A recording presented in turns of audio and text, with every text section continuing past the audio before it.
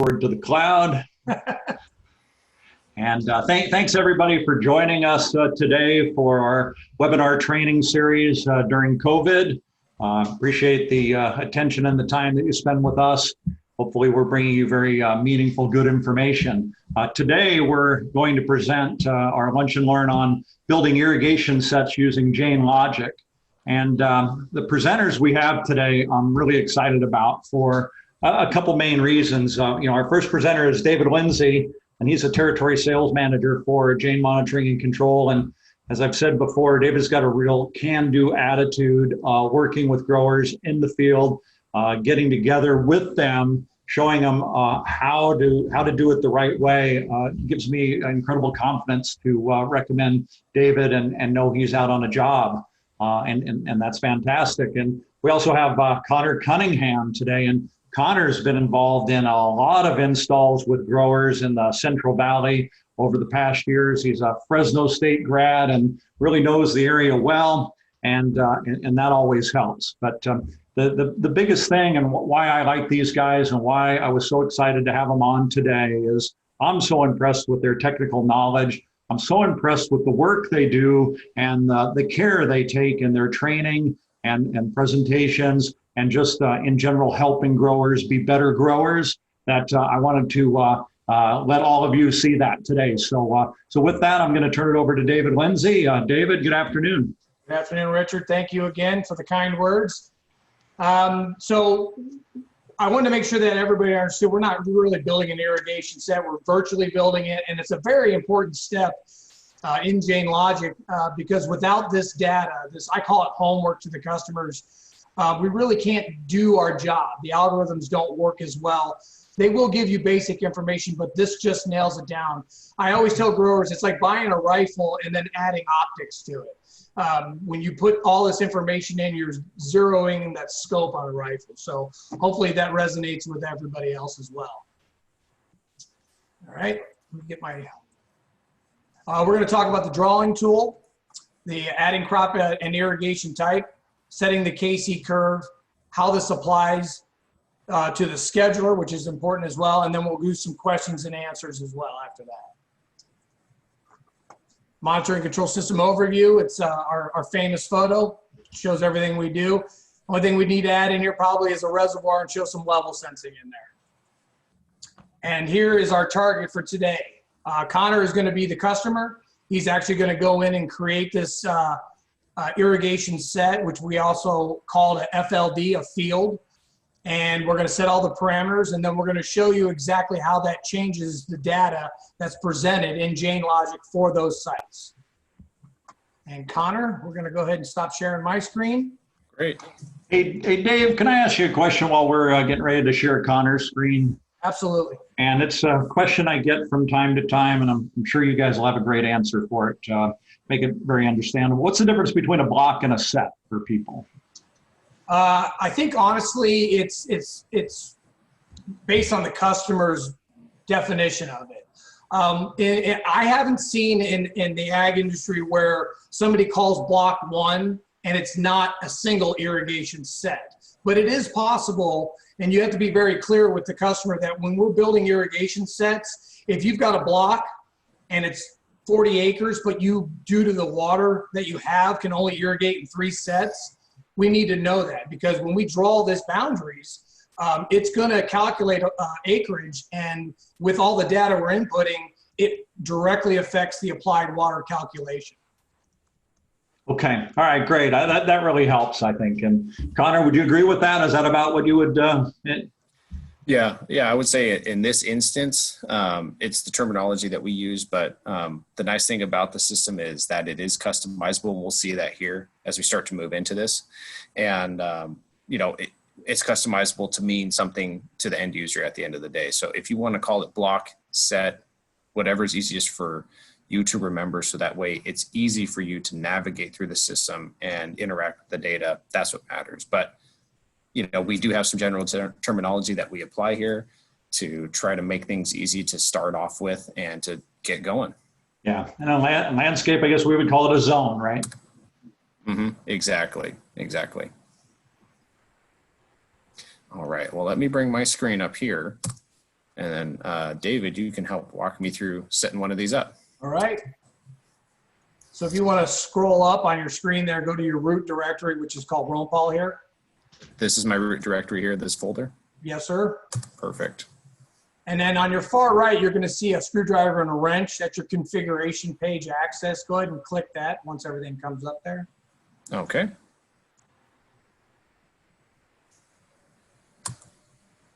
Perfect. And on the bottom, you're going to see there's a plus symbol and it says create irrigation set. So go ahead and scroll down to the very bottom of the page there. Perfect. And again, I want to remind our attendees that if you guys do have some questions, feel free to type them into the chat box, and I'll relay those to Connor and Dave.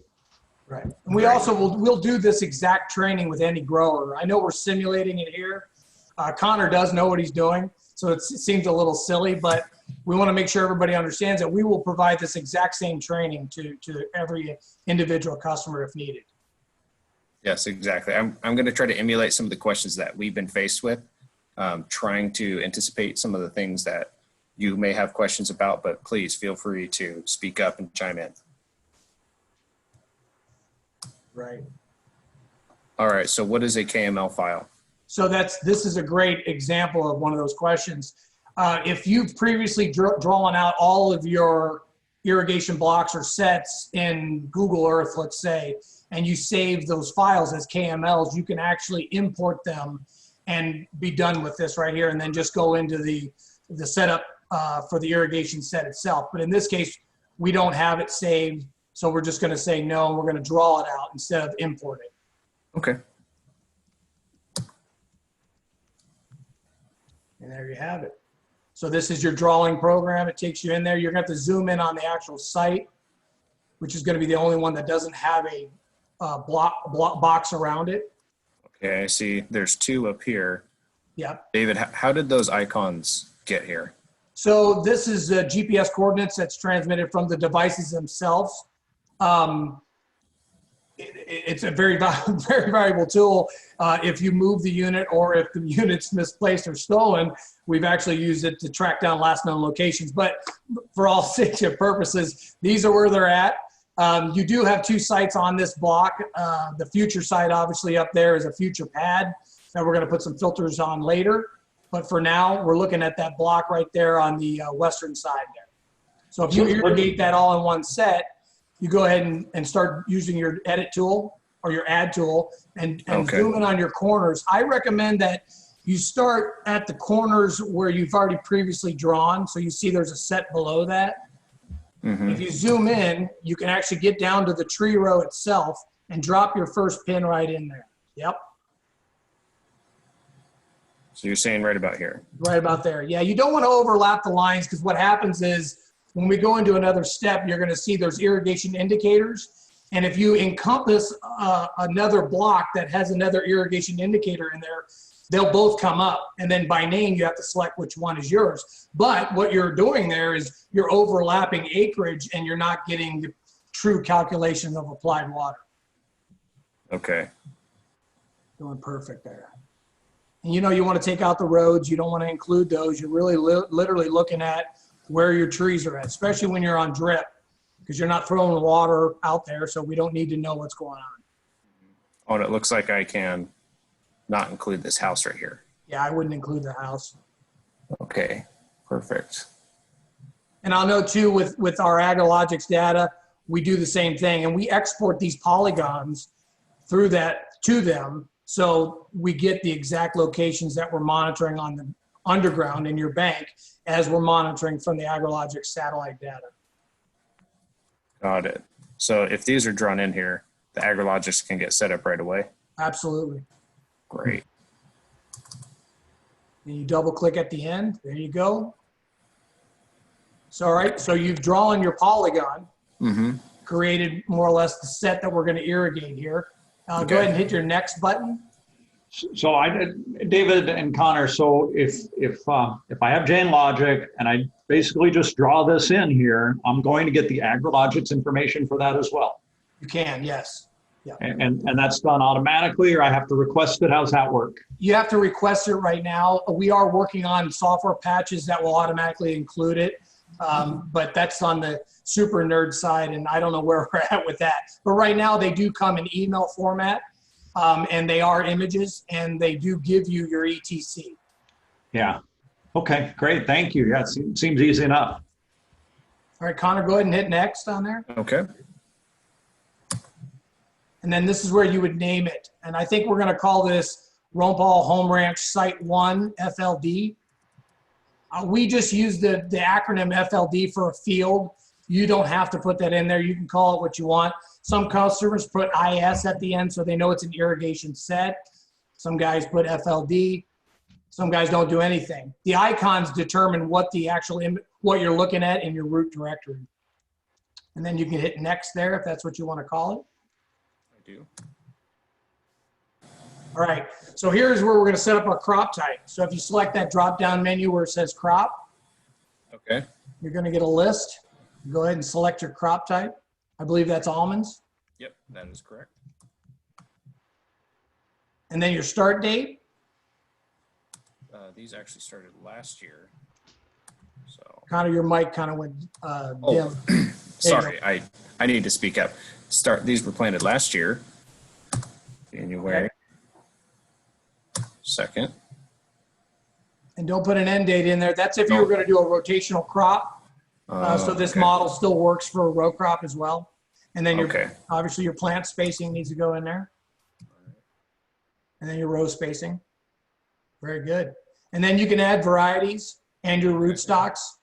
What do I do? Where do I click here? So go up to the plus sign where it says add a variety or varietal. Okay. Oh, that's an extra. Okay, perfect. Yeah.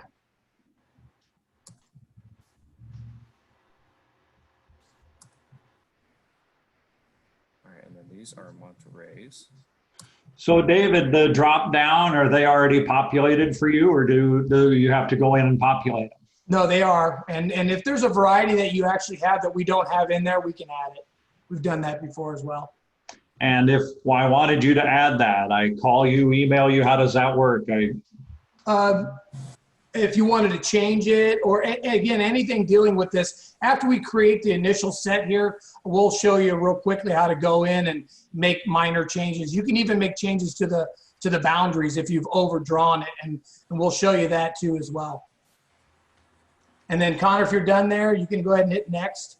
Okay. All right, your irrigation method. So hit your drop-down menu on that one.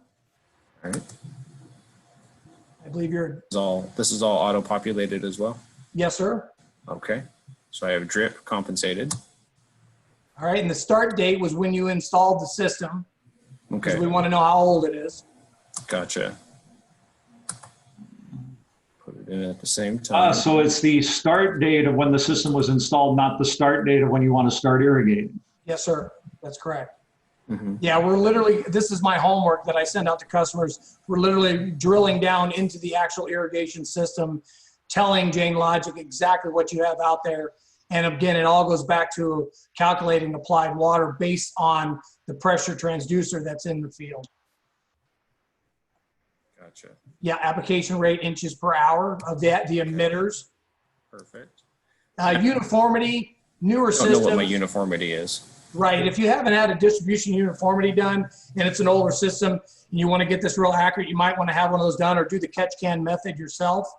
On newer systems, we populate like a 92 in there. This site's been out there for what, a year now?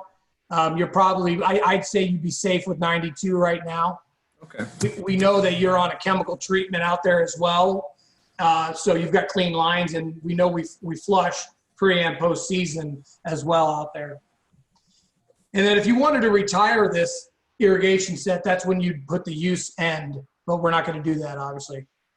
Okay. And then click out of that, and then your next button or finish. Well, my next button doesn't let me to do that. So do I hit finish? Yeah, hit finish. Great.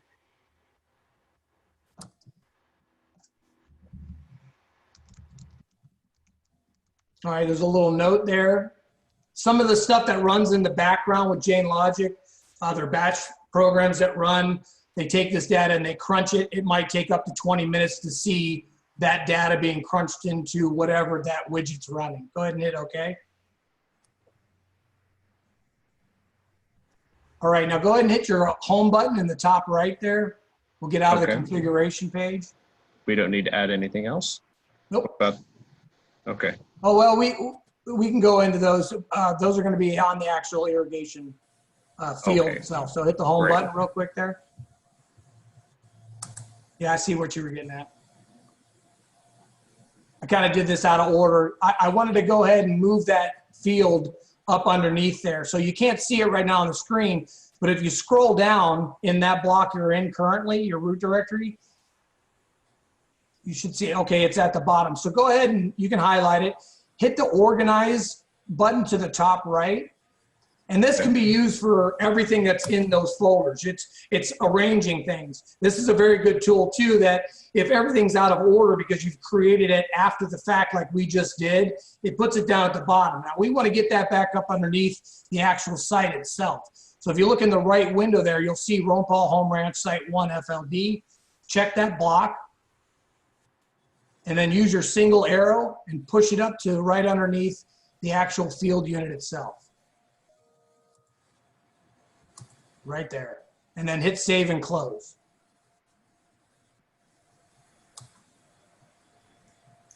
All right, now we still have it highlighted. And again, I think I saw where you were going with that. We still need to set up some factors in here. So go ahead and go back to your configuration page, which is your cross wrench and screwdriver there.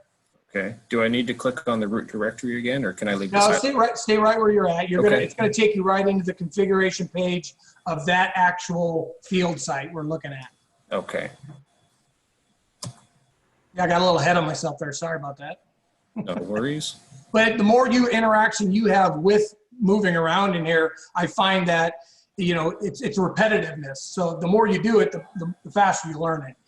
All right, so let's go in and we know our general tab is set. We see the boundaries are drawn around the site. It's highlighted in green here. If we wanted to edit it here because we were off, we could. That's where you see it says start editing. I think we're good. We're at 17.89 acres. No need to even go in there. Okay. Click the tab that says crops. All right. Let's confirm that we got that all right. Everything looks good there. Do I just click here? You can click there. Go ahead. It's going to give you all the data. Now, Plant David, spacing, row spacing. I have other blocks that have more than one variety in it. Right. How does the system know how to deal with that? So right here is where you would add a variety. You can add another varietal there. So most growers do have multiple varieties because of cross-pollination, right? Mm-hmm. Yeah. And so if you do that, I'll actually put both varieties in the same block. Yes. Yes. And Richard Gates would probably know more on that on the backside, but I don't think we make too many adjustments based on that. You're going to see when we go into the KC curves, that's where that would change. This is more for historical data logging, because when you retire this, if it was a row crop, you can keep this there. So it can stay forever. And you just continue adding new crop every season. Right. Okay. All right. Well, I can do that later. So yeah, I'll do those changes. Okay. So this looks like it's correct. Right. So now your next step would be go check your irrigation system by clicking that tab. Correct. Okay. Now here's where we see there's no indicator selected. So the indicator is the pressure sensor, and that's where this overlapping lines would be affected. If you click that drop down, you're going to see one pressure sensor in there. There you go. So now what we've done, we told it that when that pressure sensor says, hey, I've got 4 PSI or greater, there's an irrigation set going on. We start calculating and recording the irrigation set itself, drip compensated at 0.35 inches per hour, uniformity 92%. You can hit save there, it'll save that data. All right.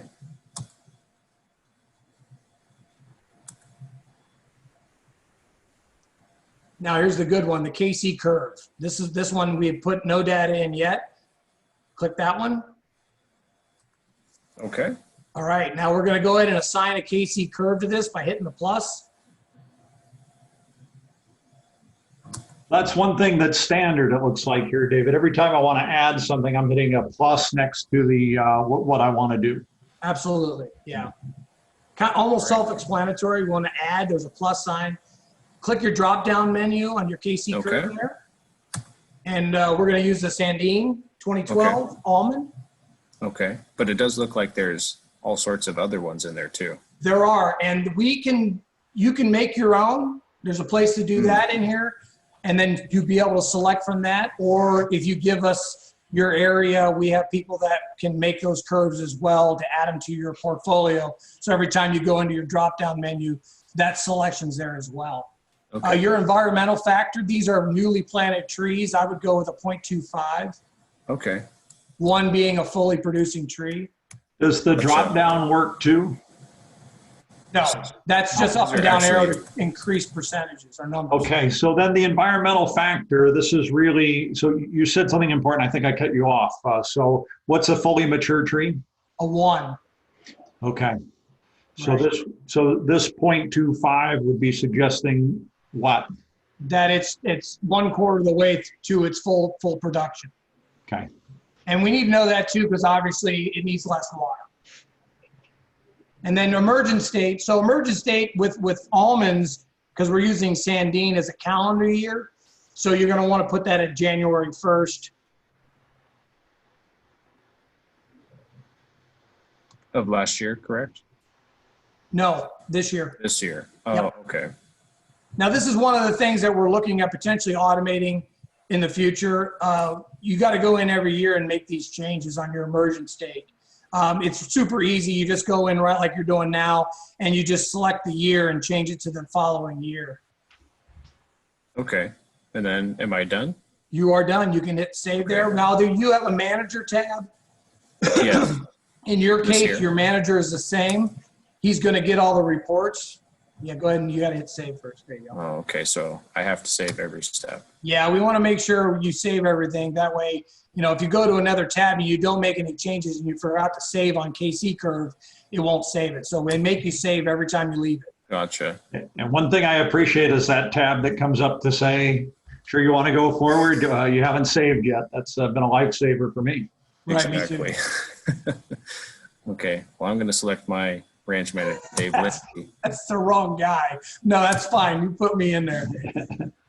Yeah, he Right, might not so- show up. Who knows? You're right. Now, I'm already in the system, and most growers already have their guys in here as users, so that those names pop up like that. Click that drop down again. Oh, okay. Oh, that's all right. You're fine. You can do it here. I'll go back here. Yeah, so you see that everybody that has access to your sites can go in and we can add them automatically. And that's because they have a portfolio in there, so we know their email address, we know their phone number, so on and so forth. It makes it a little easier. See there, it populates an email address. Okay. I'm not in there for email. Great.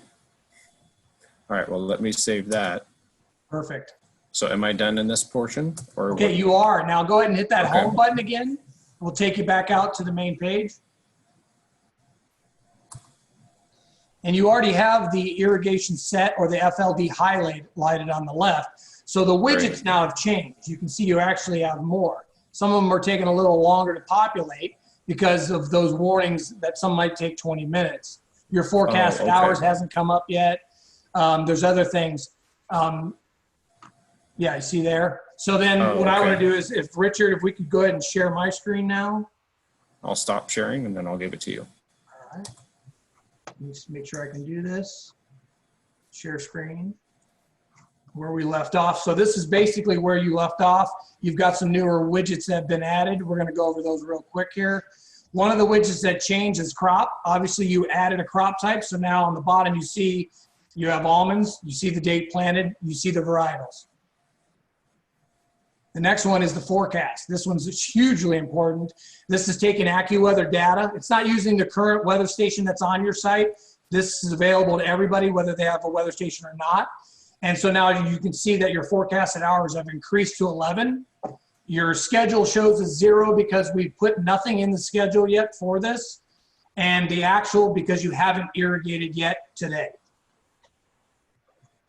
Okay.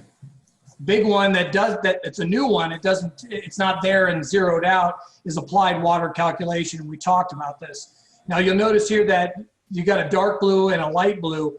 Light blue is obviously calculated applied water, so it's already taken historical data, it's populated it in here, and it showed you what you did back in October, November, February, and April.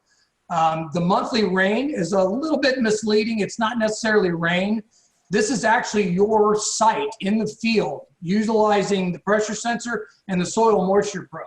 Now we saw infiltration with no pressure, so we assume that that is a rain event. But in reality, we know that you're flood irrigating out there as well. And the infiltration widget, it would show you an orange line down during that time, which would indicate that was in fact a rain event. It was captured by the weather station. The other thing that changes as well is that in the scheduling application, you see previously there were zeros in there. Some of the numbers don't change. And now we have a bunch of data in here. You got your day ETO, your KC coefficient, your environmental factor, we know what we set that at, the day ETC, application rate, distribution uniformity. Forecasted hours, it's telling you that that's what you should run every day to meet ETC. Okay, that's it. Nicely done, Mr. Ron Paul. There's our information there. I thank everybody that joined us. And if anybody has any questions on any of this, we'd be happy to discuss it. Yeah, so we've got a few here right now, Dave. And so first question is, this is, you know, like anything, you do it a couple times, you do it every day for 3 days, and you know it in your sleep. If you're setting these up at the beginning of the year, you come to the next year, or it's the first time, right? It might feel a little overwhelming how to do this, even watching the video or watching it again, right? So how can people learn this? What's the best way? So, you know, hands-on is obviously the best. That's how I learn. Not everybody learns like I do. My wife can read a book and remember it forever. She was a phenomenal college student. I can't do that. I've learned by trial and error. We normally set customers up as a user, not as an admin, so they can't go in and make any errors. We are on call almost 24/7 to walk anybody through all of these processes. There is a question mark on the bottom right corner of your Jain Logic window. If you click that, there's actually a live conversation button, and there's 3 people that are on there most of the day, and some of us are on there till really late at night. So don't be afraid to click that button and say, hey, is anybody there? Because you might get a response at 11:30 at night, and we would provide that assistance to you. Yeah, and so the people I might find on the chat, am I just getting some chat center, or, you know, what's the qualification of these people? No, that's us. That's myself, Richard Gates, and Bill Freeman up in Sacramento. So you got the lead guys there. We're soon to add Connor, but he's kind of a new dad, so we don't want to eat up too much of his time. Yeah, and then when you get this, how many people can use one license? How does that work? We don't have any limit on how many people that we'll allow you to add for access. I have some customers that have 15 to 30 people in there. And that's where when you go in and you set your managers, it becomes more important, because when you're submitting reports, that way it's not going to everybody, it goes to the managers of those specific sites. But everybody has access. And those access limits can be changed. Some are just users, some are admin. Yeah, we're meaning, and I want to add on to this too, because there's another point that I want to bring up. So adding on to David's point, so yes, some people can have what's read only, where they're only able to run through the site and just look at the data. Other people can have access levels where they can not only look at the data, but they can actually manipulate, so they can configure, change the names of sites, they can actually pull data, all sorts of that kind of stuff. So varying levels. And then on top of that too, we also do have the alerting function. So that allows people that want to have alerts sent to, say, like irrigation foremen or irrigators out in the field, but they don't necessarily want them to have access to all the data to not overwhelm them, or they just don't want them seeing it. You can just send them an alert saying, hey, there was a high pressure alert. Can you please go check this site? Or there was a low flow alert at the filter station. Can you please go check that out? So there's multiple ways of adding people to being able to have access to the system. Yeah. So Connor, basically you can set up permissions. Mm-hmm. And how difficult do they do that? Do they ask you for the help to do that? How's that work? Yeah, it's a mix. And Dave's chuckling. It's a mix. You can either ask us to do it. We'd be more than happy to help you out. The other way of going around it is we can show you how to do it, and then you can take it and run with it. It's very simple. It's as simple as what we just walked through. There's a plus sign. You hit plus, you add in the person's information, and you're off to the races. Yeah. So, I mean, this is pretty amazing, right? I'm getting top knowledge, people with the top knowledge of the product, helping me one-on-one via video or phone, or in different times you guys would come out, right? And sit down with me and, side by side, and we do it on the computer together. Yep. Does all that cost more? Do I buy like a customer service package or something, or?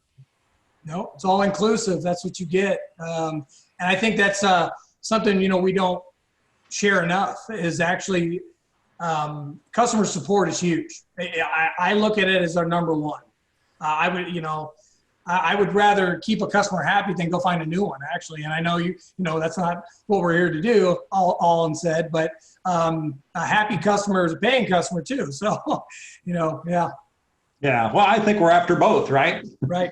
We've got to take care of both. Absolutely. And that's really key. And so, I'm always amazed, right? Because in this day and age where I know sometimes I call a software company and the first question they ask me is, can I get your credit card number?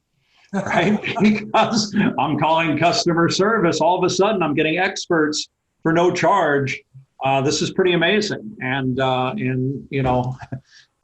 it costs money to send people out to a job. And so, there's a lot of expense to that. So now I can it helps me see the value of what I'm getting when I see that and compare it to the cost. Right. And when it comes to training the customers, there's no additional cost to that.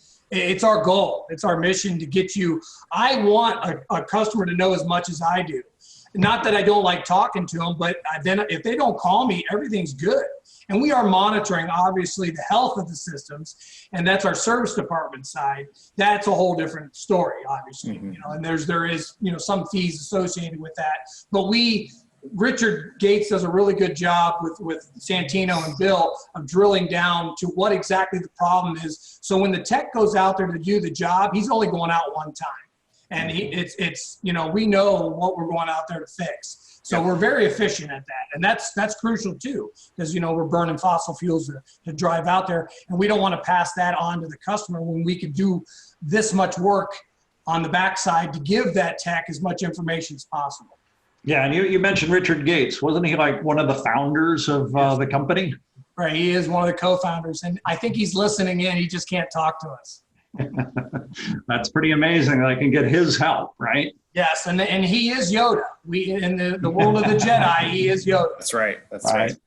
So Connor, for people, getting started, and I know you have a lot of advice for them and a lot of suggestions, but if you have kind of a few things, words of wisdom you'd want to pass on to them right now, or especially somebody who's just considering, should I start using this or not? What do you have to say to those people? I would say there's no better time than now. I've heard a lot of people saying that, oh man, I need this stuff. I need this stuff. I know it's coming. You don't have to start big. You can start small. Start off with some AgriLogics, start off with a single site, and just get something going. And you're not going to break the system, so don't be worried about breaking the system. We actually encourage you to try to break the system. Yeah. And as you guys have already eloquently stated, that we are here. We're available. We have access to great technology being alive in 2020. We have FaceTime, we have phone, email. There's lots of different ways for us to be connected and try to solve some issues remotely. So that way it can be done right away. And we have trucks. We're more than happy to go drive out, pull some soil samples, fix cables in the field.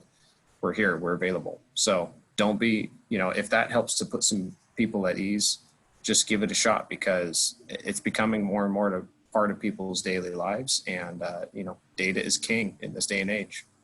Yeah, I think that's such great advice, Connor, because, I always say, when is it paid off, like, to not call your doctor? I'm not going to call my doctor yet. I'm going to wait a couple weeks and see how I'm feeling then. And how often does that pay off? And, the answer is not very often, right? You're always better doing it early. I wish I would have made that business investment last year, I'd be that much further ahead. So I think that's really great advice. And, get in the game. You got to get in the game, and you'll be more competitive if you're in there. Yeah, and one other way to put it too is a lot of free government money is tied to having some of this stuff out there. So I'm just gonna, kind of throw that in there too. Yeah, hey, we're paying those taxes. We might as well put the money to good use. Right, and I mean, free money. We should probably do a webinar on that, right? Because it's out there, and knowing how to apply for it's really the key. Yep, so that might be a good one to come back with. So, David, what about you? Somebody who's thinking about doing this, you have some advice for them? I'm with Connor. Start now. I could tell you a quick story about a grower that he's got a few sites, monitoring only, and for appreciation, we gave him a really good deal to get onto his filter sites with our Jain Pulse. It's a kit. It's the same hardware we saw for anything else. It was at his filter sites. He paid no mind to it for years. And he's now asking for automation. He wants us to plug in. And when you give somebody a quote that's, very, very affordable because the hardware is already there to tie in, to automate that pump, he didn't even wait a second, said, let's do it. Yeah. So the infrastructure's there, and that's the key. So that's why starting early is good, even if it's just a single field monitoring site. Right. And so I guess, the other thing that I'm reminded of when we talk about starting early is the technology better today than it was 5 years ago? Oh, for sure.